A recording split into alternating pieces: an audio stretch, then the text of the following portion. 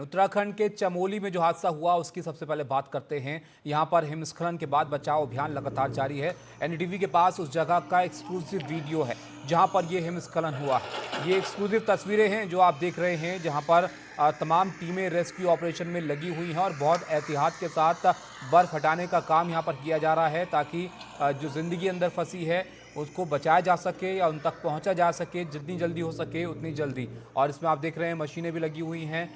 जो सेना के जवान हैं वो भी लगे हुए हैं। एसडीआरएफ और सेना के जवान यहां पर लापता शख्स की तलाश में जुटे हैं। और इसी जगह पर बीआरओ का कैंप था जहां पर 54 मजदूर कंटेनर में रह रहे थे।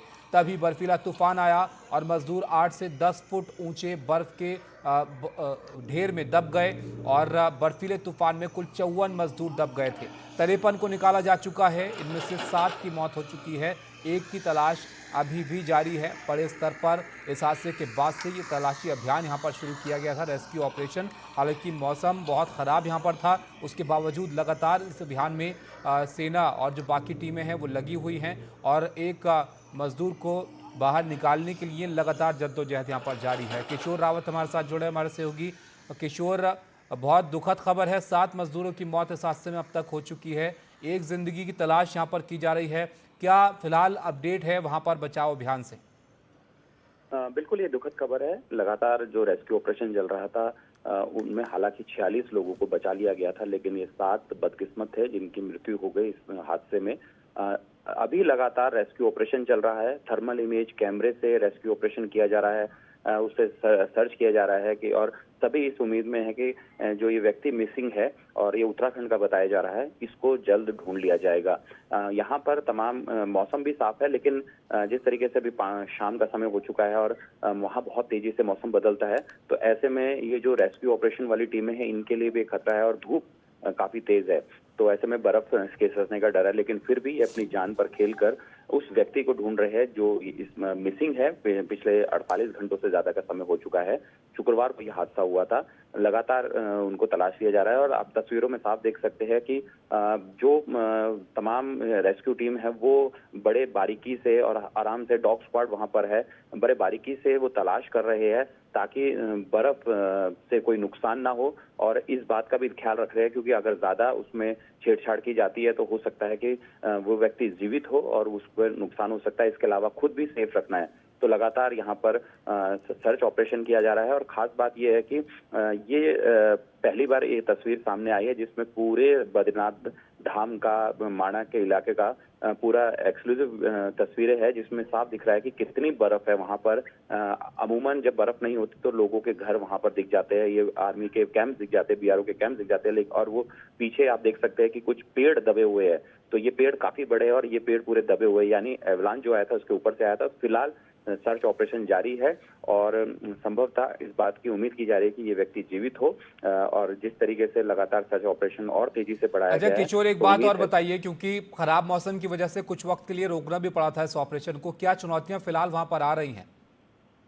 देखिए, चुनौती सबसे ज्यादा इस वक्त ये है कि समय बहुत तेजी से निकलता है और इस समय इन जो व्यक्ति मिसिंग है उसको ढूंढना है, सबसे बड़ी इनकी समस्या है। इसके अलावा दूसरी समस्या सबसे बड़ी ये है कि कल से मौसम उत्तराखंड में 2500 मीटर से ऊपरी इलाकों में खराब होने का अंदेशा जताया है, बर्फबारी का है। तो ऐसे में इस जगह पर इन लोगों को, उस व्यक्ति को तलाश भी करना है और अपनी सेफ्टी भी रखनी है। और बर्फबारी, क्योंकि वहां पे माइनस में टेम्परेचर चला जाता है, तो आप समझ सकते हैं कि माइनस में टेम्परेचर किस तरीके से वहां पर काम करना पड़ रहा है। अभी अगर वहां पे मौसम, हालांकि धूप दिख रही है, लेकिन अभी भी मौसम अगर बात करें तो वहां पे टेम्परेचर माइनस में ही है। अच्छा, एक बात और बताइए किशोर, क्योंकि हम देख रहे हैं जो टीमें हैं वो काफी बड़े एरिया में यहाँ पर तलाश रही हैं, तो क्या लोकेशन का पता चल पाया है कि कहाँ पर वो व्यक्ति हो सकता है जिसको तलाशा जा रहा है, या अब क्योंकि काफी वक्त भी गुजर चुका है तो इसका दायरा बढ़ाया गया है ताकि अलग जगहों पर भी देखा जा सके, कहीं बर्फ के साथ कहीं दूर तो नहीं चला गया हो? बिल्कुल, निश्चित तौर पर जो दायरा है उसको बढ़ाया गया है। और बर्फ में जब कोई व्यक्ति दबा होता है या किसी को तलाशना होता है, क्योंकि 8 से 10 फीट बर्फ है, तो यहाँ पर आईटीबीपी, एनडीआरएफ, एसडीआरएफ और आर्मी के जवानों को विशेष ट्रेनिंग होती है।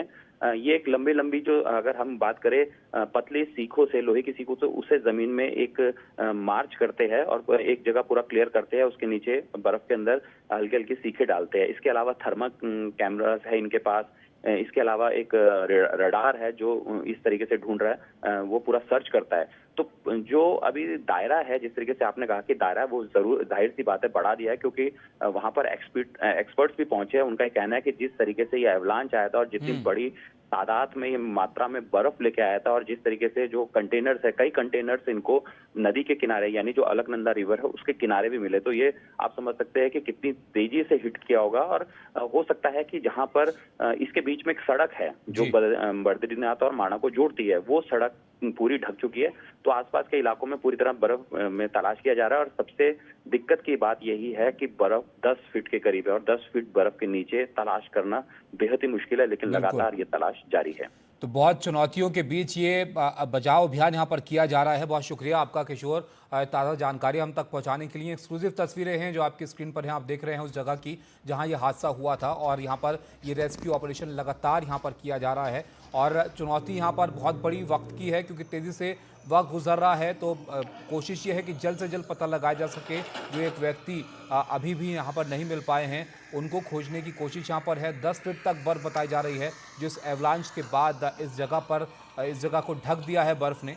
और ये उस वक्त की, उस जगह की तस्वीरें जो आपके सामने हैं। एक्सक्लूसिव एनडीटीवी पर, फर्स्ट एनडीटीवी आप देख रहे हैं, जहाँ पर ये रेस्क्यू ऑपरेशन लगातार चला जा रहा है।